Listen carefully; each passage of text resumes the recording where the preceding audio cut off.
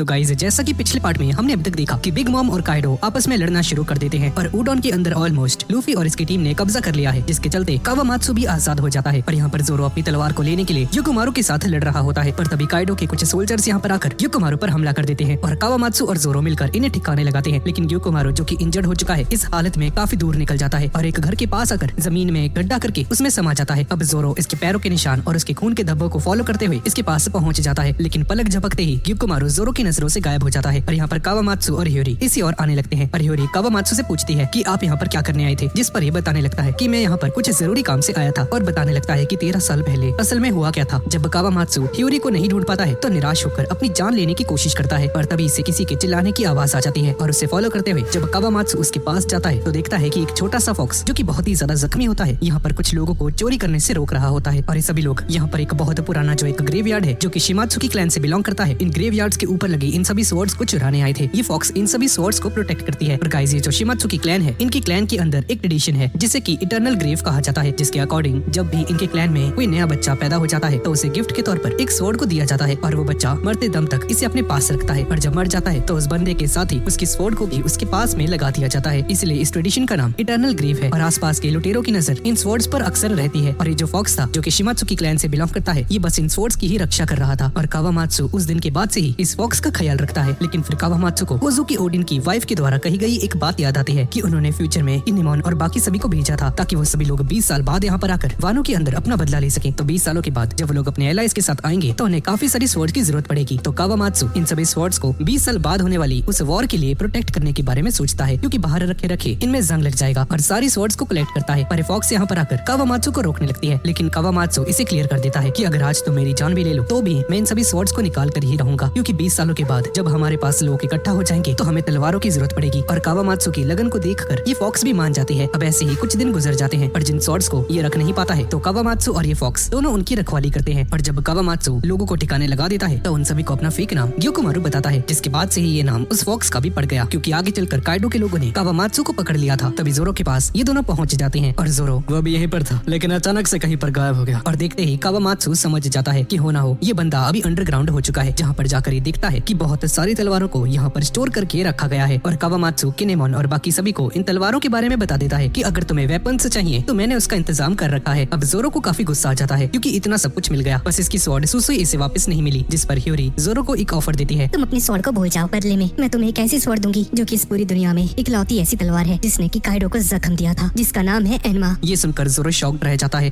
ठीक है, अगर मुझे एक ऐसी स्वॉर्ड मिल जाए जो कि काइडो की स्किन को भेद सकती है तो मुझे ये डील मंजूर है। और ह्योरी जोरो को बताती है कि तुम्हारे पास जो स्वॉर्ड थी सुसुई, वो हमारे वानो का एक रेयर ट्रेजर है, और अगर सच में वो तलवार वही निकली तो फिर तो तुम्हें हर हालत में उस तलवार को यहाँ पर छोड़ना ही होगा। पर बदले में जो तलवार मैं तुम्हें देने वाली हूँ इसकी कहानी ही अलग है, क्योंकि मेरे पिता कोजुकी ओडिन 2 स्वॉर्ड स्टाइल यूज करते थे। उनके पास 2 तलवारें थी, लेकिन जब वो गुजर गए तो उनकी दोनों तलवारें उनके दोनों बच्चों में बांट दी गई। पहला, जिसे कि मेरे भाई मोमोनोसुके को दिया गया, उसका नाम है आमिनो हावाकिरी, और जिस तलवार को मुझे दिया गया उसका नाम है एनमा। लेकिन मैं अभी भी हैरान हूँ कि आखिर सुसुई वानो से गायब कैसे हो सकती है। शायद जब गैकोमोरिया ने रोमा की बॉडी को यहाँ से कलेक्ट किया होगा तो साथ में उसकी स्वॉर्ड को भी चुरा कर ले गया होगा। उस तलवार को God of the all blades कहा जाता है, और जब से वो तलवार वानो से गायब हुई है वानो में कुछ न कुछ अजीब होता आ रहा है। वैसे मैं तुम्हें उस तलवार को दे तो दूंगा, लेकिन उसके साथ मेरी कुछ अलग अटैचमेंट्स हैं, क्योंकि मैंने उसे लड़कर जीता था एक प्राइज के तौर पर। और यहाँ पर कैपिटल के अंदर यहाँ पर जितने भी सैमुराइज थे जिनके पैरों के ऊपर वो हाफ मून टैटू बना हुआ था, इन सभी को अभी तक छोड़ा नहीं गया है। और सभी लोग डिमांड करते हैं कि अब तो सब कुछ जाहिर हो चुका है ना कि ये सब कुछ एक मजाक था, तो अब तक हमें यहाँ पर बंदी बनाकर क्यों रखा हुआ है। पर सामने से कोई भी जवाब नहीं आता है। और यहाँ पर हम लॉ को देखते हैं, जहाँ पर लॉ ने हॉकिंस की हालत खराब कर दी होती है, और ये कमाल कैसे हुआ इसके बारे में हमें आगे पता चलेगा। और इस दौरान लॉ को पता चलता है कि किड, अपो और हॉकिंस इन तीनों का एक अलायंस बना था। और जब काइडो के साथ इनका सामना हुआ तो काइडो ने हॉकिंस को ऑफर दिया कि तुम लोग मेरे सबऑर्डिनेट्स बन जाओ, मैं तुम्हारी रक्षा भी करूंगा। अब काइडो की इस बात को सुनकर हॉकिंस अपने कार्ड्स का यूज करता है और इससे पता चलता है कि यहाँ पर बचने और जीतने के चांसेस तो लगभग 0 ही हैं। और अगर ये काइडो का एक सबऑर्डिनेट बन जाता है तो इसके जीने के चांसेस 40% है, जिसके चलते हॉकिंस काइडो को ज्वाइन कर लेता है। पर किड और किलर दोनों तब तक लड़ते रहते हैं जब तक काइडो के अगेंस्ट इनकी हड्डी पसली एक नहीं हो जाती है। अब लॉ उस सेल से बाहर निकलता है और हमें बताया जाता है कि एक बंदे ने लॉ की हेल्प की थी यहाँ से निकलने में। और यहाँ पर नामी किनेमोन से कहती है, वैसे किनेमोन एक बात तो बताना, अगर तुम याशु दोनों के इस बदले हुए मैसेज को कैसे पढ़ पाई? हाँ, तुम्हें ये समझ कैसे आया? अगर किसी को वाकई में इस मैसेज का असली मतलब समझना है तो उसे सबसे पहले वानो के अंदर जितने भी बंदरगाह हैं उन सभी का पता होना जरूरी है। अगर तुम किसी मैप पे 3 लाइंस को ड्रॉ करते हो तो इसका मतलब है कि वो इताची पोर्ट की बात कर रहा है, और अगर 2 ऊपर की और लाइंस को ड्रॉ किया जाता है बिल्कुल किसी आईब्रो की तरह तो इसका मतलब होता है कि नेको पोर्ट, ऐसे ही कायरो पोर्ट, मोबुरा पोर्ट, तो कागे पोर्ट, और फिर आता है हाबू पोर्ट। और पहले पहले वाले नक्शे में मैंने हाबू पोर्ट को एज ए स्नेक के तौर पर ड्रॉ किया था, लेकिन अभी याशिदोनो ने इसके ऊपर 2 लाइंस को ड्रॉ कर दिया, जिसका मतलब है ये तोकागे पोर्ट के बारे में बता रहे हैं, जिसका मतलब है कि हमारे मिशन को तोकागे पोर्ट से अंजाम दिया जाएगा नामी। और इसी दौरान अप्पो वानो में पहुंच चुका था, लेकिन एक दूसरे रास्ते के जरिए से, जो कि झरने के बीच से बना है और बिना किसी एफर्ट्स के ये लोग बिल्कुल ऊपर तक आ सकते हैं वानो में। लेकिन इस रास्ते के लिए भी आपके पास ओरोची या फिर काइडो किसी एक की परमिशन होनी चाहिए। और यहाँ पर काइडो और बिग मॉम ये दोनों राक्षस आपस में अलायंस बना चुके हैं, क्योंकि इन दोनों को ही मालूम है कि अगर इन दोनों में फाइट हो जाती है तो दोनों में से कोई भी नहीं जीतने वाला है। पर इन लोगों ने एक टेम्पररी अलायंस को बना लिया है, और ये अलायंस तब तक रहेगा जब तक इन दोनों में से कोई एक किंग ऑफ द पायरेट्स नहीं बन जाता है। और यहाँ पर ह्यूरी को एक सेफ जगह पर छोड़कर जोरो और कावामात्सु ये लोग किनेमोन और बाकी सभी के पास आ जाते हैं। और यहाँ पर ह्यूरी सामा यानी कि मोमो के बहन के जिंदा होने की खबर इन सभी को पता चलती है, तो ये सभी लोग शॉक्ड रह जाते हैं। और जब सांजी को मालूम पड़ता है कि कोमोरोसाकी वही ट्रू ब्यूटी जो कि मोमो की बहन ह्यूरी है, तो ये सांजी मोमो को मस्के लगाना शुरू कर देता है। और इस दौरान वादे के मुताबिक कितेत्सु 2 स्वॉर्ड्स यहाँ पर प्ले आता है, जिनमें से एक एनमा भी थी। और तभी कीको यहाँ पर आकर इसे वो कितेत्सु वाली स्वॉर्ड दे देती है, जो कि लूफी इससे लेकर भाग गया था। इस वानो आर्क की स्टार्टिंग में अब हमें मोमो की स्वॉर्ड के बारे में बताया जाता है, जिसका नाम है आमेनो हवा की भी, जो कि हेवन तक के 2 टुकड़े कर सकती है। अब यहाँ पर बात करें अगर एनमा की, तो एनमा को किंग ऑफ द हेल कहा जाता है, जो कि नर्क की गहराइयों में जाकर उसे 2 टुकड़ों में काट सकती है। अब मोमो को उसकी स्वॉर्ड दी जाती है, पर इस स्वॉर्ड इतनी ज्यादा टेरिफाइंग ऑरा को रिलीज करती है कि मोमो इसे लेने से ही मना कर देता है और बोलता है कि मैं इसके लिए भी तैयार नहीं हूँ। पर जब जोरो को एनमा दी जाती है तो जोरो इसे पकड़ते साथ ही समझ जाता है कि क्यों इसे किंग ऑफ द हेल कहा जाता है। और ऐसा बोलकर जोरो इसे पकड़ता है और इसमें आर्मामेंट हाकी की कोटिंग करते हुए जैसे ही एक स्लैश अटैक परफॉर्म करता है, तो ये अटैक इतना ज्यादा जबरदस्त होता है कि जोरो बस एक पेड़ काटने जाता है, लेकिन चोटी का आधा हिस्सा कट जाता है। अब सभी लोग एनमा की पावर को देखकर दंग रह जाते हैं। और इसी दौरान जोरो की सारी एनर्जी को एनमा अपने अंदर ही एब्सॉर्ब करने लगती है। पर जोरो की विल पावर काफी ज्यादा स्ट्रॉन्ग होती है, तो इसे स्वॉर्ड को कमांड करते हुए कहता है, चुपचाप मेरी ताकत है, मुझे वापस करो। जोरो की विल पावर इतनी ज्यादा स्ट्रॉन्ग होती है कि एनमा इसके सामने रेजिस्ट नहीं कर पाती है और इसकी ताकत को वापस करने लगती है। और जोरो का पिचका हुआ हाथ वापस से नॉर्मल हो जाता है। और हितेत्सु जोरो के विल पावर को देखकर इसकी तारीफ करता है और बोलता है कि अगर तुम्हारी जगह कोई ऑर्डिनरी तलवारबाज होता तो वो कब का मारा जाता। इसके बाद हम लूफी को देखते हैं, जो कि उसी आयरन वॉल के ऊपर प्रैक्टिस कर रहा होता है और 4th गियर में आकर रियो को यूज करने की कोशिश करता है। और अब रेड को होने में बस 4 दिन ही बचे होते हैं। और यहाँ पर फ्रैंकी भी दिन रात मेहनत करके शिप को तैयार कर रहा होता है। और ऐसे ही करते करते रेड को होने में बस 3 दिन बचे हुए हैं, जहाँ पर किनेमोन, रॉबिन ये सभी लोग मौजूद थे और सोल्जर्स की संख्या को कैलकुलेट करते हैं। और इन्हें पता चलता है कि ओरोची के 10,000 सोल्जर्स हैं और काइडो के 20,000 हैं, यानी कि दुश्मन की सेना में टोटल 30,000 सोल्जर्स हैं। और किनेमोन के पास अभी ले देकर बस 4 से 5,000 ही सोल्जर्स हैं। उनमें से 1000 से ज्यादा सोल्जर्स अभी भी कैपिटल के अंदर कैद हैं, जिन्हें इन्हें आजाद करवाना होगा पहले। पर किनेमोन फिर भी कहता है, चाहे कुछ भी हो जाए हम हर हालत में इस रेड को अंजाम देंगे और जीतेंगे भी। और सभी लोग भी एक्साइटेड हो जाते हैं। और इस दौरान बॉस ह्यूगरो के जो टॉप के सोल्जर्स होते हैं वो लोग भी 200 सोल्जर्स को इकट्ठा कर लेते हैं। तो अब इनके पास रफली 4200 सोल्जर्स हो चुके हैं। और यहाँ पर लूफी को लेकर चॉपर और बाकी सभी लोग भी आ जाते हैं। और अब रेड को होने में बस 1 दिन बचा हुआ है, जिसके बाद किनेमोन लूफी से कहता है, लूफी तुम मेरे बहुत ही अच्छे दोस्त हो और मुझे तुम पर पूरा भरोसा है। और ऐसा बोलकर किनेमोन अलग रास्ते पर निकल जाता है, क्योंकि इसे ओनिकाशिमा में बाकी सभी को लीड करते हुए जाना है। और इस दौरान हितेत्सु जब जोरो को एनमा के साथ ट्रेनिंग करते हुए देखता है, तो इससे कहने लगता है कि जिन स्वॉर्ड्स को तुम अभी यूज कर रहे हो इन्हें बनाने वाला एक ही है, जिसका नाम है शिमात्सुकी ओजाकुरो, जो कि बहुत सीक्रेटली वानो से बाहर निकल गया था। और जो अभी तुम्हारे पास कितेत्सु 3rd तलवार है उसे तो मैंने ही बनाया है। और ये जो एनमा है ये आज तक ब्लैक ब्लेड में कन्वर्ट नहीं हुई है, जिसका मतलब ये है कि ओडिन ने भी अभी तक इसकी ट्रू पावर को अनलीश नहीं किया है। ये सुनकर जोरो हैरान हो जाता है कि ओडिन जैसा इतना महान तलवारबाज भी इसकी ट्रू पावर को अनलीश नहीं कर पाया। और इस दौरान ओरोची को भनक लग जाती है कि इन लोगों का जो पोर्ट है वो चेंज हो चुका है रेड का, पहले हाबू था और अब बन चुका है तो गागे पोर्ट, जिसका मतलब है कि इनका कोई स्पाई किनेमोन और बाकी सभी में मौजूद है। और यहाँ पर लूफी की इतने दिनों की मेहनत रंग लाती है। इसके बाद हम नेवी एडमिरल फूजितोरा को देखते हैं, जहाँ पर रियोकोगु को बताने लगता है कि मैं इस पूरे के पूरे वॉरलॉर्ड सिस्टम को ही चेंज करना चाहता हूँ, मैं नेवी में बहुत बड़े बड़े चेंजेस करना चाहता हूँ। और हम गार्प को देखते हैं। रेवरी की मीटिंग एंड होने के बाद गार्प नेपच्यून फैमिली को फिशमैन आइलैंड में छोड़ने जाता है, पर नेपच्यून गार्प से रुकने के लिए कहता है, नहीं सिचुएशन बहुत ही ज्यादा बिगड़ रही है। और गार्प बताने लगता है कि जब रेवरी की मीटिंग हो रही थी तब अलाबास्ता में कुछ ऐसा होता है जिससे कि नहीं होना चाहिए था। और ये सुनकर विवी की फिक्र में सिराओशी परेशान हो जाती है। इस दौरान हम मॉर्गन को देखते हैं, जिसके पास 3 धमाकेदार खबरें होती हैं। और पहली खबर होती है कि रेवोल्यूशनरी आर्मी का चीफ ऑफ कमांडर साबो के बारे में होता है, और दूसरा एक किंग के मर्डर की खबर होती है, और तीसरी होती है वॉरलॉर्ड सिस्टम से रिलेटेड। और तभी सरकार की तरफ से साइबरपोल यानी कि सीपी का एक मेंबर यहाँ पर आ जाता है और आकर मॉर्गन को धमकाने लगता है और बोलता है कि ये खबर कल के न्यूज़पेपर में नहीं छपनी चाहिए। पर जब मॉर्गन रजिस्ट करता है तो ये बंदा मॉर्गन को बंदूक से उड़ाने की कोशिश करता है, पर मॉर्गन ऑब्जर्वेशन हाकी का यूज करके इसे निपटा देता है। और चारों तरफ खबर फैल चुकी थी और जो भी इस न्यूज़पेपर को पढ़ता है उसके होश उड़ जाते हैं। सबसे पहले हम अलाबास्ता किंगडम के लोगों को देखते हैं, जहाँ पर सभी लोग फूट फूट कर रो रहे होते हैं। और हम ड्रैगन इवांकोव और बाकी सभी रेवोल्यूशनरी आर्मी के लोगों को देखते हैं, जहाँ पर इन सभी के एक्सप्रेशन बता रहे होते हैं कि साबो के साथ बहुत गलत हो चुका है। ओला भी ये पढ़कर शॉक्ड रह जाती है। इवांकोव कहने लगती है, या लगता है कि हमें पता लगाना होगा कि ये खबर सच है या फिर झूठ। और इनमें से एक साबो से कांटेक्ट करने की कोशिश करता है, पर कॉल नहीं उठाई जाती है। हम यहाँ पर माकिनो को भी देखते हैं, ये भी रो रही होती है और डाल्टन भी रोते हुए कहती है कि मुझे अभी तो पता चला था कि जिस साबू को मैं मरा हुआ समझ रही थी वो जिंदा है और आज मुझे उसकी ये खबर देखने को मिल रही है। इस दौरान हम डोफ्लामिंगो को देखते हैं। डोफ्लामिंगो भी इस न्यूज को पढ़ता है। मैंने कहा था ना,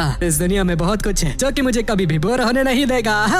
और इस दौरान ब्लैक बियर्ड कहने लगता है कि इससे पहले कि नेवी उन्हें पकड़े, क्यों ना हम उन्हें पहले जाकर पकड़कर अपने फायदे के लिए उन सभी को यूज करें। और अब ब्लैक बियर्ड और एक वॉरलॉर्ड की हंटिंग के लिए निकलने वाला है और हम कोबी और ड्रेक की कन्वर्सेशन को देखते हैं, जिससे कि हमें पता चलता है कि बिग मॉम और काइडो ने दोनों ने मिलकर अलायंस बना ली है। और गाइस ड्रेक एक सीक्रेट ऑर्गेनाइजेशन स्वॉर्ड का मेंबर है और उसका कैप्टन है और ये एक्स ड्रेक नेवी के साथ मिला हुआ है। और ड्रेक बताता है कि इसने CP0 के मेंबर्स को भी यहाँ पर देखा है, जिसका मतलब है कि सरकार अपनी अलग ही प्लानिंग कर रही है। और साथ ही में कोबी के जरिए से ड्रेक को पता चलता है कि नेवी ने वॉरलॉर्ड के सिस्टम को पूरी तरह से खत्म कर दिया है और अब सारे वॉरलॉर्ड्स नॉर्मल पायरेट्स बन चुके हैं। और कोबी इस वक्त अपनी टीम के साथ स्नेक एम्प्रेस यानी कि बोआ हैंकॉक को पकड़ने के लिए जा रहा है। इस दौरान हमें बताया जाता है कि कैसे वन पीस की दुनिया की पीस को यानी कि शांति को 3 ताकतें मिलकर बैलेंस करती हैं। पहला है नेवी, दूसरी ताकत है 4 एम्परर्स और तीसरी है वॉरलॉर्ड्स। और हमें बताया जाता है कि ये वॉरलॉर्ड्स की हंटिंग शुरू कैसे होती है। रेवरी के अंदर नेफितरी कोबरा और जो किंग रिकू है, इन दोनों ने मिलकर अपनी सारी सिचुएशन को एक्सप्लेन किया कि कैसे एक वॉरलॉर्ड ने इनकी पूरी कंट्री के साथ इतना बड़ा खिलवाड़ किया। और इस वक्त ये लोग डोफ्लामिंगो की बातें कर रहे हैं और रेवरी में सभी लोग इनकी बातें सुनकर इस नतीजे पर पहुंचते हैं कि वाकई में वॉरलॉर्ड्स दुनिया के लिए एक खतरा बन चुके हैं और इन सभी को भी पायरेट्स की कैटेगरी में ही रखा जाना चाहिए और उन सभी की हंटिंग भी शुरू हो जानी चाहिए। अब सारे वॉरलॉर्ड्स की हंटिंग शुरू हो जाती है। नेवी बगी के पास पहुंच चुकी है और बगी के होश उड़ चुके हैं और जोश में होश खोते हुए नेवी के साथ लड़ने के लिए तैयार हो जाता है। इसके बाद हम बोआ हैंकॉक को देखते हैं। यहाँ पर भी पैनिक की सिचुएशन आ चुकी थी और बोआ हैंकॉक अपने स्वैग के साथ सभी से कहने लगती है, बोलो मत, हमें वॉरलॉर्ड्स इसीलिए बनाया गया था क्योंकि हम लोग ताकतवर हैं, तो हमें किसी से डरने की जरूरत नहीं। और हम हॉक को भी देखते हैं जहाँ पर इसे पकड़ने के लिए नेवी पहुंच चुकी थी। ऐसे ही विविल के पीछे भी नेवी वाले पड़ जाते हैं। मरीन में चारों तरफ हलचल होने लगती है। सभी लोग जैसे किसी बड़ी वॉर की तैयारी करने लगे थे और हमें फुजितोरा और आका इनु की कन्वर्सेशन को दिखाया जाता है, जहाँ पर आका इनु इससे कहता है कि तुम तो बहुत ही ज्यादा खुश होगे ना, क्योंकि तुम जो चाहते थे वो हो चुका है। वॉरलॉर्ड्स का सिस्टम पूरी तरह से खत्म हो चुका है। मैं ऐसा चाहता तो नहीं था, पर रेवरी के फैसले के आगे मैं कुछ नहीं कर सकता। तो क्या हुआ अगर वॉरलॉर्ड्स उठ चुके हैं? हमारे पास वॉरलॉर्ड से भी ज्यादा बेहतर ऑप्शन मौजूद है, जिसे कि SSG कहा जाता है, यानी कि स्पेशल साइंस ग्रुप। और ये जो नेवी की स्पेशल साइंस ग्रुप है, ये पूरी दुनिया में तहलका मचा देगी, देख लेना आकाइनु। और इन दोनों को ये भी पता चलता है कि बिग मॉम और काइडो ने हाथ मिला लिया है, जिसके चलते फुजितोरा भी शॉक्ड रह जाता है। क्या रॉक पायरेट्स वापस आ चुके हैं क्या? और हम नेवी के बाकी के कमांडर्स को देखते हैं और इन्हें भी जब इस बात के बारे में पता चलता है कि 2 एम्परर्स ने आपस में अलायंस बना लिया है, तो इन सभी की बैंड बज जाती है। अब यहाँ पर सेनगोकू भी मौजूद होता है, जो कि रॉक्स पायरेट्स के बारे में इन सभी को बताने लगता है। और उनके जो टॉप 3 क्रू मेंबर्स थे उन्हें हम आज भी जानते हैं, जिसका नाम है व्हाइट बियर्ड, काइडो और बिग मॉम। ये सुनकर सभी लोग हैरान हो जाते हैं कि क्या ये तीनों किसी जमाने में एक सेम क्रू का हिस्सा हुआ करते थे। और सेनगोकू बताता है कि इनके अलावा भी कुछ ऐसे लोग हैं जो कि आगे चलकर फेमस हो गए। और इनमें से एक बंदा कहने लगता है कि जब इतने ज्यादा ताकतवर लोग किसी क्रू के हिस्सा हैं, तो आखिर वो क्रू हार कैसे सकती है। और सेनगोकू बताता है कि इन सभी को हारना ही था, क्योंकि इनके जो क्रू मेंबर्स थे आपस में एक दूसरे के साथ खूनी खेल खेला करते थे। और इनका कैप्टन भले ही जितना ज्यादा मर्जी ताकतवर क्यों ना हो, पर रॉक डी ज़ेबेको यानी कि रॉक पायरेट्स के कैप्टन को इस पूरी दुनिया पर बस रूल करना था। और इसने सरकार के सामने अपनी एक ऐसी इमेज पेश की कि जैसे कि ये लोग दुनिया के लिए बहुत ही बड़ा खतरा है। जिसके बाद आता है गॉड वैली का वही इंसिडेंट, जिसने की सब कुछ बदल कर रख दिया था, जहाँ पर रॉक पायरेट्स ने आतंक मचा कर रखा हुआ था। नेवी की हालत फटीचर जैसी हो गई थी। लेकिन तब जब सारी उम्मीदें खत्म हो चुकी थी, तब यहाँ पर आया मंकी डी गार्प। और गार्प आते साथ ही रॉक पायरेट्स के हर एक मेंबर को चुन चुन कर मारने लगा और बस तभी से वो नेवी के हीरो के नाम से मशहूर हो गया। नेवी के लोग ये सुनकर हैरान हो जाते हैं और कहने लगते हैं कि भाई गार्प सर ने हमें आज तक ये सब कुछ बताया क्यों नहीं। जिस पर सेनगोकू बताता है कि असल में गार्प जो भी बताता है वो कभी भी न्यूज़पेपर में नहीं छपता है। दरअसल गार्प ने जो रॉक्स पायरेट और उनके कैप्टन XD ज़ेबेको को रोका था, वो अपने दम पर नहीं बल्कि इस काम में उसने गोल्डी रॉजर की हेल्प ली थी। तब जाकर गार्प रॉक्स पायरेट को रोक पाया था। पर जब सरकार को गार्प ने ये बात बताई तो सरकार ने न्यूज़पेपर में इस बात को नहीं छापा। और सेनगोकू बताता है कि इनके अलावा भी बहुत सारी चीजें हुई थी जो कि गार्प किसी को नहीं बताता है, जिनमें से एक रीजन ये है क्योंकि उसने एक सेलेस्टियल ड्रैगन को बचाना था, जो कि इसने किया भी। पर ये सुनकर कुछ लोग कहने लगते हैं कि भाई इसमें शर्मिंदगी कैसी है, फिर हम तो नेवी के सोल्जर्स है ना और हमारा काम ही है सेलेस्टियल ड्रैगन्स को बचाना। जिस पर सेनगोकू बताता है कि नहीं, गार्प कभी भी सेलेस्टियल ड्रैगन्स का पालतू नहीं बनना चाहता था और इन सेलेस्टियल ड्रैगन्स को बचाना अपनी जिम्मेदारी नहीं समझता है। इसी के चलते उसे न जाने कितनी ही बार फ्लीट एडमिरल की पोजीशन दी गई, पर हमेशा से इसे ठुकराता आया है। और साथ ही में गार्प खुलेआम सेलेस्टियल ड्रैगन्स के खिलाफ बोलता है। और हाँ, अगर उसकी ठीक ठाक रेपुटेशन नहीं होती तो सेलेस्टियल ड्रैगन्स गार्प को कपा निपटा चुके होते। और सेनगोकू बताता है कि गॉड वैली में उस दौरान 4 लोग मौजूद थे। पहला था सेलेस्टियल ड्रैगन्स और उनके स्लेव्स, दूसरे थे रॉक्स पायरेट, तीसरा था गार्प और गोल्डी रॉजर। और यहाँ पर गोल्डी रॉजर और गार्प ने आपस में हाथ इसीलिए मिलाया क्योंकि सेलेस्टियल ड्रैगन्स के जो स्लेव्स थे उन सभी को आजाद करवाना चाहते थे और साथ ही साथ रॉक पायरेट्स को भी रोकना चाहते थे, जिसके चलते वहाँ पर इतनी ज्यादा खतरनाक फाइट हुई कि पूरी की पूरी गॉड वैली ही नक्शे से उड़ गई। और सेनगोकू बताता है कि बस मेरी जनरेशन के जो लोग हैं उन्हें रॉक पायरेट्स और उनके क्रू के मेंबर्स के बारे में मालूम होगा। दरअसल सरकार चाहती ही नहीं है कि किसी को भी गॉड वैली इंसिडेंट के बारे में मालूम पड़े और साथ ही में जो रॉक पायरेट्स हैं उनके बारे में किसी को भी कुछ भी पता ना चल जाए। ये भी सरकार नहीं चाहती है और ऐसा क्यों है इसके बारे में हमें बहुत ही जल्द पता चलने वाला है। और इसी के साथ सेनगोकू बताता है कि 36 साल पहले अगर बिग मॉम और काइडो ने हाथ मिला लिया होता तो हमारे सामने एक बहुत ही ज्यादा खतरनाक पायरेट क्रू मौजूद होता, जिसे की हैंडल करना नेवी के बस की बात नहीं है। और इन सभी वॉरलॉर्ड्स की अपडेटेड बाउंटी को बताया जाता है। अब वॉरलॉर्ड्स की बाउंटी के बारे में तो पता नहीं चल पाता है, लेकिन एम्परर्स की बाउंटी के बारे में पता चल जाता है। सबसे पहले आता है ब्लैक बियर्ड, और जो एम्पल टाउन के भगोड़े पायरेट्स हैं वो सभी लोग अब ब्लैक बियर्ड के क्रूमेट्स बन चुके हैं। और इसकी बाउंटी है 2,247,600,000 बेरीज। अब शैंक्स की बारी आती है, और शैंक्स का क्रू सबसे ज्यादा बैलेंस्ड क्रूज में से एक है, और सभी लोग एक दूसरे की इज्जत करते हैं। और शैंक्स की बाउंटी है 4,48,900,000 बेरीज। इसी के साथ बिग मॉम की बाउंटी को बताया जाता है, जो कि पैदाइशी एक मॉन्स्टर है, जिसने बहुत कम उम्र में ही आधे एल्बाफ का सुकड़ा साफ कर दिया था। इसके 85 बच्चे हैं, जिन्हें लेकर ये टोटो लैंड पर राज करती है। और इसकी बाउंटी है 4,388,000,000 बेरीज। इसके बाद बारी आती है काइडो की, जिसने की वानो को अपनी टेरिटरी बना रखा है, और इसकी फिलहाल की बाउंटी है 4,611,000,000 बेरीज, जो कि बहुत ही ज्यादा बाउंटी है। और हमें दो लेजेंड्स की बाउंटी के बारे में भी बताया जाता है। नंबर 1 पे है व्हाइट बियर्ड, जिसकी बाउंटी थी 5,46,000,000 बेरीज की। और फिर बारी आती है पायरेट किंग गोल्डी रॉजर की, जिसकी बाउंटी थी 5,564,800,000 बेरीज। अब सेनगोकू कहने लगता है कि पर अफसोस की बात है, वानो में जो कुछ भी होने वाला है उसके बारे में हम कुछ नहीं कर सकते हैं। तभी आकाइनो भी यहाँ पर आ जाता है, और उसे देखकर सेनगोकू यहाँ से जाने लगता है, और जाते वक्त कहने लगता है कि मैं तो बस इन सभी को पुराने किस्से सुना रहा था। पर तभी इसके कान के पास आकर कहता है कि एक बात याद रखना आकाइनो, भले ही वानो में नेवी कुछ नहीं कर सकती है, लेकिन पायरेट्स की भी कनेक्शंस होते हैं, जो कि कब कहाँ किसका साथ दे कुछ नहीं पता है। तुम आगे तब तक नहीं बढ़ सकते हो जब तक कि तुम्हें अतीत के बारे में मालूम ना पड़ जाए, क्योंकि जिसने भी इतिहास को भुला दिया वो कभी भी आगे नहीं बढ़ पाया। और गाइस, वानो में एक ऐसा सैमुराई भी रहा करता था जिसे कि 3 लोग बहुत ही ज्यादा पसंद करते हैं। नाम है कोज़ोकी ओडिन, जिसे कि व्हाइट बियर्ड, गोल्डी रॉजर और रेड हेड शैंक्स तीनों ही ओडिन को बहुत ही ज्यादा पसंद करते थे। और आज वहाँ पर मंकी डी लूफी भी मौजूद है, और सेनगोकू ये सारी बातें अकाइनो से कह रहा होता है। इसका मतलब यही है कि कुछ बहुत ही बड़ा होने वाला है। और ऐसा बोलकर सेनगोकू यहाँ से चला जाता है। इसी के साथ हम 25 साल पहले की कहानी को देखते हैं, जहाँ पर हम गोल्डी रॉजर को देखते हैं। सभी लोग जश्न मना रहे होते हैं, और गोल्डी रॉजर सभी से कहता है, हाँ भी आ रहा है ना स्वाद।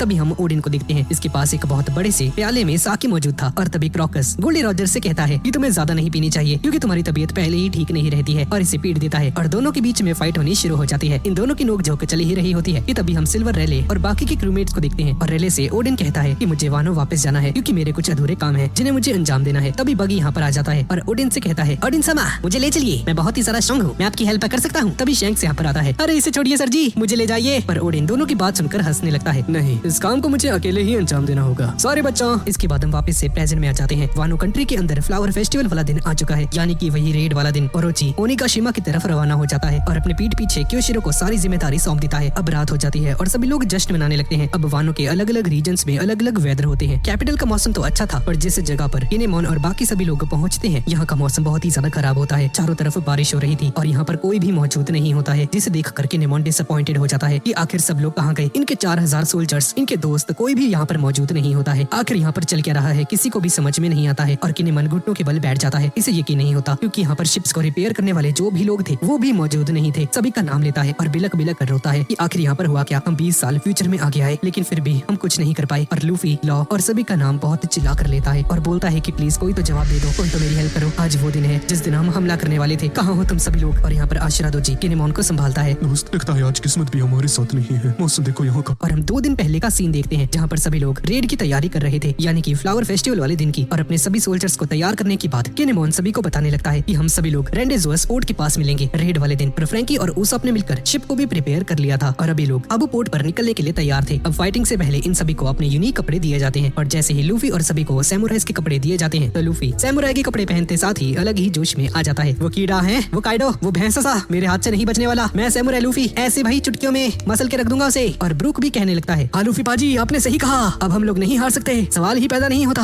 और चॉपर भी तलवार निकाल कर कहने लगता है, जिसको लड़ना है लड़ लो, आ जाओ मेरे पास, सबको काट कर रख दूंगा, मैं हूँ चॉपर सिंह डाकू। तीनों में जोश भर चुका था, और ऐसा लग रहा था कि ये तीनों मिलकर पूरे के पूरे वानों को ही निपटा देंगे। और सांजी जोरो को छेड़ने के लिए इसके पास पहुंच जाता है। क्या है भाई, ये जोरो से पंगे लेता रहता है। अभी हरे बालों वाली छोटी बच्ची, मुझे लगता है तुम्हें भी वो आर्मर पहन लेना चाहिए। नहीं, अगर मैंने उससे पहन लिया तो मेरी स्पीड कम हो सकती है। पहन लो छोटी बच्ची, वैसे भी तुम्हारी बाउंड्री मुझसे कम है, तुम्हारे काम आएगा। बस ये सुनना ही था कि जोरो अपनी एनमा को बाहर निकालता है, और एक स्लैश अटैक सीधा इसकी तरफ चला देता है, और इसकी सिगरेट को काटते हुए उस क्लिफ के टुकड़े को पलक झपकते ही काट देता है, जिसकी वजह से सांजी के होश ही उड़ जाते हैं, और दोनों में लड़ाई होनी शुरू हो जाती है। और यहाँ पर लूफी टेंशन में नजर आता है, और कहने लगता है, हालांकि बिग मॉम यहाँ पर आ चुकी है दोस्तों, पर अभी तक मुझे जिम्बे दिखाई नहीं दे रहा है। चिंता मत करो लूफी, जिम्बे आ जाएगा। और यहाँ पर एबिसो टाउन के लोगों के पास काफी सारा सोना, खाना और साफ पानी आ चुका था, और सभी लोग खुश हो जाते हैं। पर तभी होल्डन यहाँ पर आकर वापस से इन सभी पर चोरी का इल्जाम लगाने लगता है। पर तभी सुरु आगे आती है, और होल्डन के साथ बातचीत करते हुए माहौल को ठंडा करने की कोशिश करती है। इसके बाद हम वापस से प्रेजेंट में आ जाते हैं, जहाँ पर किनेमोन और बाकी सभी लोग एक छोटी सी शिप को कलेक्ट करते हैं और जैसे तैसे करके सभी लोग उस पर सवार होकर ओनिगाशिमा तक जाने की कोशिश करते हैं। मोमो इन सभी को रोकने की कोशिश करता है पर किनेमोन कहता है 20 सालों तक हमने इस दिन के लिए इंतजार किया है मोमो, अब हम पीछे नहीं हट सकते हैं। कहानी दोबारा से पास्ट में जाती है और हम ओरोची को देखते हैं जहाँ पर एक जश्न में डूबा हुआ था और तभी सीक्रेटली इसे एक मैसेज रिसीव होता है जिसमें किनेमोन की सारी प्लानिंग लिखी हुई थी कि इनके पास लोग कितने हैं, कहाँ से ये लोग अटैक करने वाले हैं, क्या क्या करने वाले हैं और सब कुछ। ये सुनकर ओरोची और भी ज्यादा खुश हो जाता है। तो सबसे पहले इन सभी की शिप्स को ढूंढ कर सारी शिप्स को डिस्ट्रॉय कर देता है और सभी शिप्स को डिस्ट्रॉय करने के बाद उडॉन के हर एक रीजन्स को जोड़ने वाले जो ब्रिजेस होते हैं उन्हें भी चुन कर डिस्ट्रॉय कर देता है ताकि इन सभी का बैकअप भी खत्म हो जाए। और ओरोची खुशी के मारे चिल्लाता है और प्रेजेंट में हम किनेमोन और बाकी सभी को देखते हैं। मोमो इन्हें बार बार रोकता है, प्लीज ऐसा मत कीजिए, हम किसी और दिन उन पर हमला कर लेंगे। अगर हमने आज के दिन कुछ नहीं किया मोमो तो हमें एक और साल इंतजार करना होगा और इन 1 सालों में हमें दोबारा ऐसा मौका नहीं मिलने वाला है और अगर मिल भी गया तब तक शायद हम लोग जिंदा भी ना बच पाए। और सभी लोग शिप पर सवार हो जाते हैं। मैं तुम्हें से किसी को खोना नहीं चाहता। पर आशिरा दोजी कहने लगता है कि अगर हम लोग कभी भी ओडिन सामा से ना मिले होते तो हम लोग कभी भी सैमुराइज नहीं होते, तो हमें आज उनका बदला लेना ही होगा। और हम 40 साल पहले की कहानी को देखते हैं जहाँ से सब कुछ शुरू हुआ था और हम तब के टाइम के वानो को देखते हैं जो कि बहुत ही ज्यादा सुंदर था। हम यहाँ पर ओडिन को देखते हैं और इसे देखते साथ ही सभी लोग अपने घर की बहन बेटियों को छुपाने लगते हैं और कहने लगते हैं कि बदमाश आ चुका है, सभी लोग सतर्क हो जाओ। और हम सूरू को देखते हैं जो कि काफी ज्यादा यंग होती है और इसे कुछ लोग नजर आते हैं जो कि एक व्हाइट पिग को माउंटेन से पकड़ कर लेकर आए थे और जिन्हें के लोग इसी बंदे को एक प्लेटिनम के बदले में बेचने वाले हैं। और हम 40 साल पुराने किनेमोन को देखते हैं जहाँ पर इसके बाल ब्लॉन्ड थे और अभी किनेमोन सूरू के घर में चोरी करने आया होता है और इसे रंगे हाथ पकड़ लेती है। और यहाँ पर ओडिन अपने एक पुराने दोस्त के अंतिम संस्कार में आया था और उसे अपने स्टाइल में श्रद्धांजलि देता है। एक कड़ाही को रखकर मस्त खाना पका कर खा रहा होता है। मतलब भाई कोई शर्म लिहाज है ही नहीं इस बंदे को। और हमें लैंड ऑफ वानो के शोगन को दिखाया जाता है जिसका नाम है कुजुकी सुकियाकी और ये बंदा ओडिन का पिता है और इन्हीं का एक मिनिस्टर इन्हें ओडिन की करतूतों के बारे में बताता है कि 2 साल की उम्र से ही ओडिन काफी ज्यादा शरारती हो चुका था। ये जहाँ भी जाता बस लड़ाई झगड़ा करता ही रहता और इसके करतूतों की लिस्ट इतनी ज्यादा बड़ी होती है कि भाई से एक बार में बताया नहीं जा सकता है। एक बार तो इस बंदे ने वानो की सारी औरतों को किडनैप कर लिया और अपने साथ रख लिया, जिसके बाद उनके लव्ड वंस इनके पास आकर ओडिन पर हमला कर देते हैं और इसे हारम वॉर भी कहा जाता है। और ये सारी चीजें तो कुछ भी नहीं है, इनसे भी बहुत बड़ी बड़ी हरकतें इस ओडिन ने की होती हैं। इसके बाद हम एक यंग किनेमोन को देखते हैं जो कि एक व्हाइट पिग के बच्चे को पकड़ कर ले आता है ताकि शहर में इसे बेचकर पैसे कमा सके। पर इस बच्चे को ढूंढते हुए माउंटेन गॉड खुद फ्लावर की कैपिटल में आ जाता है और हर तरफ तबाही मचाना शुरू कर देता है। जिसके बाद ओडिन माउंटेन गॉड से लड़कर इसे यहीं पर खत्म कर देता है और इसे सारे इंसिडेंट की जिम्मेदारी खुद ले लेता है और बोलता है कि मैंने ही उस व्हाइट पिग को चुराया था। हालांकि एक काम किनेमोन का था और इसकी इस हरकत की वजह से ओडिन को फ्लावर कैपिटल से निकाल दिया जाता है। और किनेमोन और डेंजरो भी ओडिन को फॉलो करते हुए हाकुमाई रीजन में यासुई के घर जाते हैं जो कि हाकुमाई रीजन के टाइम में होते हैं। और हम यहाँ पर ओरोची को भी देख पाते हैं। अभी ये छोटा बच्चा होता है और इसकी नाक वाक बह रही होती है और ओरोची यासुई का एक सर्वेंट है। अब यहाँ पर यासुई ओडिन को पूरे रीजन के बारे में बताता है जो कि वानो कंट्री का एक ऐसा रीजन है जिससे उसके पिता भी कंट्रोल में नहीं ला पाए। तो बस ओडिन अपने साथियों के साथ पूरी की तरफ निकल जाता है और यहाँ पर जाते हुए रास्ते में इसके साथ काफी सारे लोग भी जुड़ते हैं जो कि आगे चलकर इसके रिटेनर्स बनते हैं, जैसे कि ईजू, कीकू, कांजिरो, राइजो। और इन सभी के साथ कूरी में पहुंचकर आशुरा दोजी को हरा देता है और आशुरा दोजी को हराने के बाद पूरे रीजन का पूरा नक्शा ही बदल देता है और इसे एक लॉलेस रीजन से एक डेवलप्ड रीजन में बदल देता है। जिसके बाद इसके पिता खुश होकर ओडिन को यहाँ का दाइम्यो बना देते हैं। और एक दिन कूरी के बीच में ओडिन एक कापा जो कि और कोई नहीं बल्कि कावामात्सु है, इसके साथ साथ 2 मिंग ट्राइब के लोगों को रेस्क्यू करता है जो कि और कोई नहीं बल्कि डूक डॉगस्टॉर्म और कैट वाइपर होते हैं। अब इतना कुछ हासिल करने के बाद भी ओडिन का हमेशा से मन वानो कंट्री से बाहर निकलकर पूरी दुनिया को एक्सप्लोर करने का होता है। तभी कुछ दिन के बाद कूरी के इताची पोर्ट पर व्हाइट बियर्ड की शिप आ जाती है जिसे देखने के बाद ओडिन व्हाइट बियर्ड से फाइट करने के लिए जाता है। इन दोनों में बहुत ही खतरनाक फाइट होती है पर व्हाइट बियर्ड ओडिन को हरा देता है। जिसके बाद ओडिन व्हाइट बियर्ड से रिक्वेस्ट करता है कि प्लीज भैया मुझे अपने साथ अपने क्रू में शामिल कर लीजिए और मुझे भी अपने साथ इस पूरी दुनिया के सफर पर ले चलिए। लेकिन व्हाइट बियर्ड ओडिन को अपने साथ शामिल करने से मना कर देता है। और जब ओडिन को मालूम पड़ता है कि व्हाइट बियर्ड पायरेट्स रात में यहाँ से निकलने वाले हैं तो इनके पीछे पीछे आ जाता है और इनके शिप के एंकर को पकड़ लेता है। ईजू भी इसके पीछे पीछे आ जाता है। व्हाइट बियर्ड के कहने पर मार्को ईजू को रेस्क्यू कर लेता है। पर दूसरी तरफ ओडिन के जो बाकी के साथी होते हैं इन सभी को मालूम ही नहीं होता है कि ओडिन और ईजू अभी गए कहाँ पर हैं। पर यहाँ पर ओडिन अभी भी शिप के एंकर को पकड़कर व्हाइट बियर्ड पायरेट्स में शामिल होने की रिक्वेस्ट करता रहता है। और व्हाइट बियर्ड ओडिन से कहता है कि अगर इसने 3 दिन तक ऐसे ही सर्वाइव कर लिया तो व्हाइट बियर्ड इसे अपने क्रू में शामिल कर लेगा। अब 3 दिन हो जाते हैं और जब ओडिन को अपने क्रू में शामिल करने ही वाले थे तो ओडिन को एक लड़की के हेल्प की आवाज सुनाई देती है जिसका नाम अमात्सुकी तोकी होता है, जिसके पीछे कुछ पायरेट्स पड़े होते हैं। तो ओडिन सीधा उसे रेस्क्यू करने के लिए निकल जाता है जहाँ पहुंचकर इसकी सूजी हुई बॉडी को देखकर वो सभी पायरेट्स डर कर भाग जाते हैं। जिसके बाद तोकी ओडिन की मरहम पट्टी करती है, इसे दवाई वाई देती है और इसकी सूजन को ठीक करती है। और अगले दिन तोकी ओडिन से पूछती है, भैया क्या आप वानो कंट्री से आए हो? मेरा बचपन से ही सपना था कि मुझे वानो कंट्री में जाना है, तो प्लीज भैया मुझे अपने साथ लेकर चले जाइए ना। जिस पर ओडिन शर्मा जाता है लेकिन तोकी को वानो में ले जाने के लिए मान जाता है। और गाइस तोकी के पास तोकी तोकी नोमी एक पैरामीशिया टाइप डेविल फ्रूट की ताकत है जिसका यूज करके ये टाइम में खुद को या किसी और को भी टाइम में आगे ट्रेवल करवा सकती है। और इस वक्त तोकी इस टाइमलाइन की नहीं है। इसका जन्म आज से लगभग 830 साल पहले वॉइड सेंचुरी के अंदर हुआ था और तब से जब कभी भी खुद को खतरे में महसूस करती है तो हमेशा टाइम में आगे की तरफ ट्रेवल करती रहती है। अब जिस पायरेट क्रू को ओडिन ने डराकर भगा दिया था जो कि तोकी के पीछे थे, वो अपने कैप्टन के साथ वापस आते हैं। पर इससे पहले कि यहाँ पर ज्यादा हंगामा चालू हो जाता, व्हाइट बियर्ड यहाँ पर आ जाता है जो कि इन सभी को हराकर ओडिन को अपने क्रू में हमेशा के लिए शामिल होने के लिए कहता है। जिसके बाद ओडिन व्हाइट बियर्ड की क्रू में शामिल हो जाता है और इसके साथ साथ ईसू, ड्यूक डॉगस्टॉर्म और कैट वाइपर भी शामिल हो जाते हैं। और इसी मोमेंट से ओडिन की पायरेट जर्नी शुरू हो जाती है। अपने सफर के दौरान ओडिन अपनी एक जर्नल को लिखना शुरू करता है जिसमें अपने सारे एडवेंचर्स को मेंशन भी करता है। और वहीं वानो में ओडिन के पिता की तबीयत अचानक से ही खराब हो जाती है और ये लोग अनाउंसमेंट करते हैं कि जब तक ओडिन वापस नहीं आ जाता ओरोची को वानो का नया शोगुन डिक्लेयर कर दिया जाता है, जिसे ओडिन अपने छोटे भाई के जैसा मानता था। अब ये सारी बातें सुनकर यासुई शॉक्ड रह जाता है क्योंकि ओरोची और ओडिन की सिर्फ एक ही बार मुलाकात हुई है और वो भी उसी के घर में। पर ये सब कुछ ओरोची के ही प्लान का एक हिस्सा था जिससे कि वानो कंट्री में कब्जा कर सके। और इस प्लान में ओरोची का साथ हिगुराशी और सेमी मारू देते हैं जो कि इसी के क्लैन के साथ ही होते हैं और इन दोनों के पास बार्थोलोमियो और बॉन क्ले के डेविल फ्रूट्स की ताकतें होती हैं। अब ओडिन के एडवेंचर्स को 2 साल हो जाते हैं और तोकी और ओडिन का एक बच्चा होता है, ओडिन जिसका नाम कुजोकी मोमोनोसुके रखता है। और व्हाइट बियर्ड ओडिन को सेकंड डिवीजन का कमांडर बना देता है। और यहाँ पर गोल्डी रॉजर जैसे ही न्यूज़पेपर पढ़ता है तो न्यूज़पेपर में लिखा होता है कि एक लैंड ऑफ वानो का सैमुराई है जो कि आजकल व्हाइट बियर्ड पायरेट्स के साथ मिलकर समुद्र में बवाल मचा रहा है। गोल्डी रॉजर फैसला करता है कि ये भी एक दिन इस सैमुराई ओडिन से मिलेगा। और वहीं एक अननोन आइलैंड पर व्हाइट बियर्ड जहाँ पर ठहरा होता है, यहाँ पर एक बच्चा व्हाइट बियर्ड से रिक्वेस्ट करता है कि प्लीज मुझे ही अपना बच्चा समझ के अपने क्रू में आने दीजिए। और बहुत जिद के बाद व्हाइट बियर्ड इसकी इच्छा को एक्सेप्ट कर लेता है और इस बच्चे का नाम होता है मार्शल डी टीच जो कि आगे चलकर ब्लैक बियर्ड बनने वाला है। और यहाँ पर ओडिन और तोकी के 2 बच्चे हो चुके हैं। अभी सभी लोग एक आइलैंड पर पहुंच जाते हैं जहाँ पर जाकर ये लोग ऑब्जर्व करते हैं कि इस आइलैंड पर बहुत ज्यादा भसड़ मची हुई है और वो इसलिए है क्योंकि इस आइलैंड पर रॉजर पायरेट्स पर नेवी के कुछ ऑफिसर्स ने हमला कर दिया जिन्हें रॉजर बहुत आसानी से हरा देता है। और उन सभी नेवी ऑफिसर्स से कहता है कि अगर तुम्हें मुझे पकड़ना हो तो गार्प या फिर सेनगोकू को भेजा करो। और बग्गी गोल्डी रॉजर को बताता है कि व्हाइट बियर्ड की शिप यहाँ पर आ चुकी है। ठीक है, उसे आने दो। शायद ये आखिरी बार होगा जब हम दोनों एक दूसरे के आमने सामने होंगे। सर जी, एक सैमुराई बहुत तेजी से हमारी तरफ आगे बढ़ रहा है जो कि कोई और नहीं बल्कि ओडिन होता है। और ओडिन का सामना करने के लिए सिल्वर रैले और गाबान इसके सामने आकर खड़े हो जाते हैं। पर इन दोनों को साइड करके गोल्डी रॉजर खुद सामने जाता है। कोई भी बीच में मत आना, हट जाओ। उस सैमुराई से मैं खुद लड़ना चाहता हूँ। अब ओडिन पूरी ताकत से गोल्डी रॉजर पर हमला करने के लिए आगे बढ़ता है पर गोल्डी रॉजर अपने एक ही हमले डिवाइन अपार्चर से इतना दूर जाकर फेंकता है कि ओडिन की बुरी हालत हो जाती है। पर ओडिन पर हमला हुआ देखकर व्हाइट बियर्ड मैदान में कूद पड़ता है। अब दोनों मॉन्स्टर्स आमने सामने हो चुके हैं। व्हाइट बियर्ड और गोल्डी रॉजर एक दूसरे पर हमला कर देते हैं। व्हाइट बियर्ड अपनी पूरी ताकत से गोल्डी रॉजर पर हमला करने के लिए आगे बढ़ता है पर गोल्डी रॉजर भी अपनी पूरी ताकत से व्हाइट बियर्ड पर हमला कर देता है। और इन दोनों के बीच में यह फाइट पूरे 3 दिन तक चलती है। इन दोनों के वेपन्स जब टकरा रही थी तो इतनी ज्यादा खतरनाक फोर्स उठ रही थी कि यहाँ के जो आम लोग थे उन पर बहुत ज्यादा फोर्स पड़ती है। मार्को भी अपनी पूरी ताकत दिखाता है लेकिन सिल्वर रैले इसे एक ही उंगली से रोक देता है। चौथे दिन बैटल खत्म हो जाती है, सभी लोग जश्न मनाते हैं और बगी ब्लैक बियर्ड के बारे में एक बात कहता है शैंक्स से। तुम उसे देख रहे हो ना, वो 3 दिन से नहीं सोया है। ये बहुत ही बड़ी बात है। मैंने सुना है वो बंदा जब से पैदा हुआ है वो कभी भी नहीं सोया। ये बात सुनने में बहुत ही अजीब लग सकती है लेकिन बहुत ही ज्यादा खतरनाक है शैंक्स। जो इंसान जब से पैदा हुआ है तब से ही नहीं सोया है, सोचो वो जिंदगी में क्या नहीं कर सकता है। राक्षस है ये, राक्षस। और यहाँ पर गोल्डी रॉजर के दिमाग में खलबली मच रही होती है और गोल्डी रॉजर ओडिन और व्हाइट बियर्ड को बताता है कि इसने बिग मॉम की टेरिटरी से एक पोनीग्लिफ चुराया है। और ओडिन पोनीग्लिफ्स की भाषा को समझ पा रहा होता है और गोल्डी रॉजर इन दोनों को बताता है कि कैसे मैं लोडेस्टर नाम की एक आइलैंड पर गया और वो एक आखिरी आइलैंड था लेकिन फिर भी मेरा जो लॉग पोस्ट था अभी भी काम कर रहा था। वो अभी भी एक डायरेक्शन को दिखा रहा था क्योंकि अगर वो आखिरी आइलैंड होता तो उसके बाद लॉग पोस्ट को काम करना बंद कर देना चाहिए था। लेकिन फिर भी लॉग पोस्ट काम करता है और गोल्डी रॉजर समझ जाता है कि अभी और भी आइलैंड्स बचे हुए हैं। और गोल्डी रॉजर ओडिन से कहता है कि मेरे क्रू को ज्वाइन कर लो ताकि मैं आखिरी आइलैंड तक पहुंच सकूं और किंग ऑफ द पायरेट्स बन सकूं और हम लोग मिलकर फाइनल आइलैंड की फाइनल लोकेशन को पता लगा सकें। और गोल्डी रॉजर ये भी बताता है कि कैसे अगर आप 4 रोड टू पोनीग्लिफ्स को ढूंढ लेते हो और अगर उन्हें चारों दिशाओं में रखा जाएगा तो अगर सभी पोनीग्लिफ्स से एक लाइन ड्रॉ की जाएगी तो वो सभी लाइंस एक पॉइंट पर आकर इंटरसेक्ट करेंगे और वही जो क्रॉस होगा वहीं पर आपको एक आइलैंड मिलेगा। लेकिन उस आइलैंड को खोजने के लिए आपको पोनीग्लिफ्स को पढ़ना आना चाहिए, तभी आप उस रास्ते को ढूंढ सकते हो। इसलिए गोल्डी रॉजर व्हाइट बियर्ड से रिक्वेस्ट करता है, प्लीज व्हाइट बियर्ड मुझे ओडिन दे दीजिए 1 साल के लिए प्लीज। और यहाँ पर ओडिन सोच में पड़ जाता है कि ये गोल्डी रॉजर को ज्वाइन करे या फिर नहीं। सबसे पहले मुझे याद में मिला और इसने मुझे पोनीग्लिफ्स दिखाए और मैं इस भाषा को पढ़ पा रहा हूँ। ये कोई इत्तेफाक नहीं लगता, शायद यही मेरी डेस्टिनी है। इस बंदे का मिलना मेरी डेस्टिनी में था। Whitebeard sir ji please मुझे जाने दीजिए। और इसी तरह से एक लेजेंड व्हाइट बियर्ड का क्रू छोड़कर गोल्डी रॉजर के क्रू को ज्वाइन कर लेता है और ओडिन गोल्डी रॉजर की शिप ओरो जैक्सन में सवार हो जाता है और डॉगस्टॉर्म और कैट वाइपर भी इसके साथ आते हैं। साथ में इसके बच्चे सिल्वर रैले और बाकी सभी लोग भी आ जाते हैं शिप पर और ये सभी लोग अपने नए सफर के लिए निकल जाते हैं दुनिया भर में सभी पोनीग्लिफ्स को ढूंढने के लिए। अब ओडिन को एक बात पता चलती है कि गोल्डी रॉजर के पास बस 1 साल है इस दुनिया को कॉन्कर करने का, यानी कि ग्रैंड लाइन को कॉन्कर करने का। पर रॉजर के चेहरे पर कोई भी टेंशन या घबराहट नजर नहीं आती है कि मेरे पास बस 1 साल है, उसके बाद मैं मरने वाला हूँ। टेंशन मित्रानु है नहीं। अब ये सभी लोग आगे बढ़ते हैं और ये सभी लोग स्काई आइलैंड पर पहुंच जाते हैं, यानी कि स्काइपिया पर। और यहाँ पर कोसोकी ओडिन को मिलती है एक पोनीग्लिफ। ओडिन उस पोनीग्लिफ को पढ़ता है और यहाँ पर एंशिएंट सिटी का जिक्र होता है और ये सभी लोग एंशिएंट सिटी को भी ढूंढ निकालते हैं जहाँ पर बहुत सारा सोना होता है। और गोल्डी रॉजर इन्हें कहता है कि एक काम करो, यहाँ पर मेरा एक मैसेज लिख दो। और अब हमें मालूम चलता है कि आखिरकार वो मैसेज लिखा किसने था? वो मैसेज जिसे हम लोगों ने स्काई आइलैंड पर देखा था स्काइपिया आर्क में, वो बहुत पहले कोज़ुकी ओडिन ने लिखा था। अब सभी लोग स्काई आइलैंड से निकल जाते हैं पॉनीग्लिफ को पढ़ने के बाद और मैसेज को भी लिखने के बाद। और जब भी लोग ऊपर से नीचे गिरते हैं तो ओरो जैक्सन में थोड़ा सा डैमेज आ जाता है।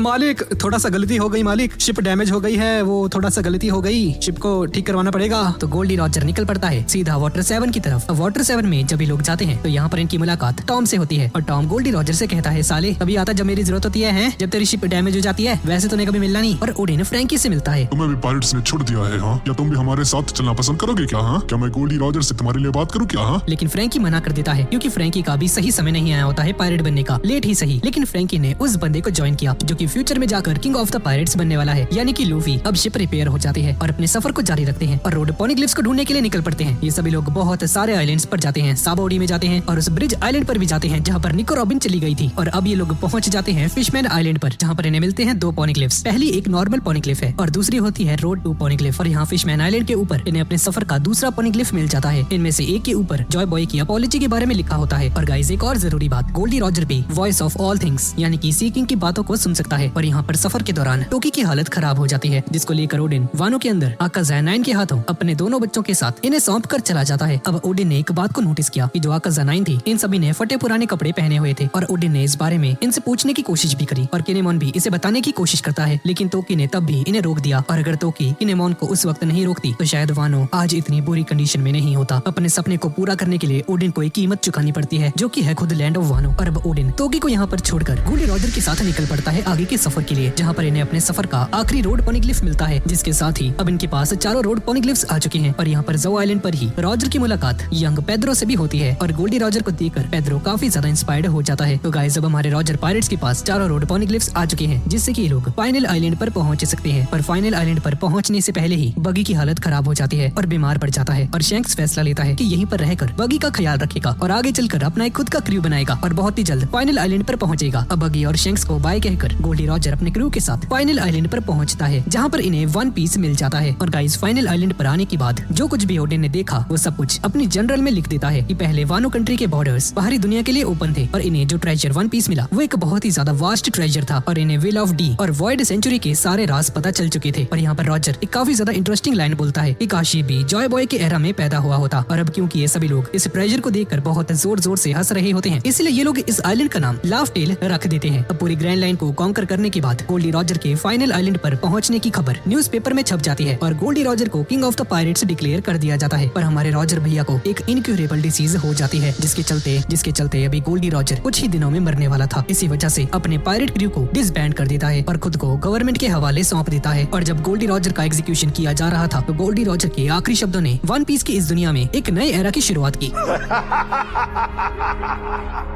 दौलत, शोहरत, ताकत, इस दुनिया में मैंने जो कुछ चाहा सब कुछ मिला। समंदर में जाओ, मेरा खजाना ढूंढ के दिखाओ।